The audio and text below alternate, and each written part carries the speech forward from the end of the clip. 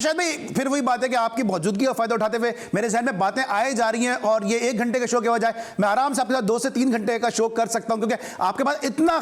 जखीरा, इतना खजाना है आपके पास। एक अरसे से आप स्पोर्ट्स जर्नलिज्म कवर कर रहे हैं। आजकल के जो हालात देखते हुए आपको कितना, इस बात को देखते हुए क्या फीलिंग होती है? अफसोस होता है, दुख होता है, या आप समझते हैं कि स्पोर्ट्स जर्नलिज्म गिरो कर रही है कि अब आजकल ऑडियो लीक्स जो है वो उसको लीक करने में फख्र महसूस किया जाता है और साथ साथ जो है वो कोचिंग भी की जाती है कि सहाफ़ी बता रहे होते हैं कि बल्ला पॉइंट आ रहा है, फुट मूवमेंट ऐसी नहीं है। तो ये किस तरह हमारी स्पोर्ट्स जर्नलिज्म जा रही है? अलमिया है ये और मायूस कुन भी है कि इस तरह नहीं होना चाहिए, लेकिन ओवरऑल हमारा माशरा इसी तरह हो गया। जब से ये टीवी की जर्नलिज्म आई है, इसमें स्पाइस चाहिए, इसमें मसाला चाहिए, इसमें इसी तरह की ऑडियो लीक्स चाहिए। अगर सियासी तौर पर आती हैं, सियासी रहनुमाओं की आती हैं, तो क्रिकेट के चेयरमैन की भी आ गई, अब क्रिकेट के प्लेयर्स की भी आ जाएगी। तो हमारा रुख, हमारा जर्नलिज्म उसी तरफ जा रहा है, सेंसेशनलिज्म की तरफ जा रहा है, कंट्रोवर्सीज की तरफ जा रहा है। अगर आप सीधी पॉजिटिव बात करेंगे तो लोग कहेंगे कि ये तो बहुत ही आम सी बात कर रहे हैं, ये उड़ा नहीं रहा है,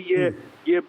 इसको तबाह नहीं कर रहा है, ये इसको टीम को उड़ा नहीं रहा है। लेकिन क्रिकेट फैक्ट्स एंड फिगर्स पे बात की जाती है। अगर कोई चीज गलत है, अगर कोई चीज फैक्ट्स एंड फिगर्स पे गलत आ रही है तो आप उस पर क्रिटिसाइज करेंगे। लेकिन आप अगर इस तरह से कहना शुरू कर दें कि पिच में ये है, बल्ला गलत तरह से आ रहा है, ये क्रिकेट के एक्सपर्ट की, जो क्रिकेट के प्लेयर हैं, उनकी बात करने की है। हाँ, हम पढ़कर सोचकर जब कोई हम ये कह सकते हैं कि हमें एक प्लेयर ने ये बताया कि इसका बल्ला इस तरह से आ रहा है, तो हम टेक्निकल इतनी बातें नहीं कर सकते, लेकिन हम फैक्चुअल फैक्ट्स के ऊपर, फिगर्स के ऊपर बात कर सकते हैं। ठीक है, आप समझते हैं कि क्रिकेट बोर्ड इस हवाले से कुछ ना कुछ तो उसको वजाहत देनी चाहिए कि ठीक है, अगर मैं और आप भी कोई प्राइवेट गुफ्तगू कर रहे हैं और हम भी अपने अपने इदारों के लिए बातें करते हैं, ऐसा नहीं है कि हम सब कोई फरिश्ते, हम भी अपने अपने इदारों के लिए खाने की मेज पर, चाय की मेज पर, अपनी फैमिली में डिस्कशन करते हैं। आज ऑफिस में दिन कैसा गुजरा, आज बॉसेस के साथ क्या मामला हुए, कुलीग्स के साथ, सीनियर के साथ, जूनियर के साथ क्या मामला हुए, और उसी में से कोई अगर वीडियो या ऑडियो रिकॉर्ड करके हमारे बॉसेस तक पहुंचा दे या उसको पब्लिक कर दे, आप समझते हैं कि इसकी बेखूनी होनी चाहिए? और इस हवाले से कोई ना कोई पाकिस्तान में ऐसा कानून अगर है तो उसको मजीद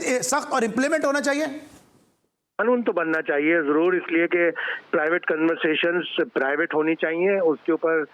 इस तरह की चीजें नहीं निकलनी चाहिए। लेकिन जो लोग अहम ओहदों पर फाइज होते हैं, उनको टेलीफोन पर इस तरह की सेंसिटिव बातें करने से गुरेज करना चाहिए कि हमने इसको यूं किया, हमने उसको यूं कर दिया,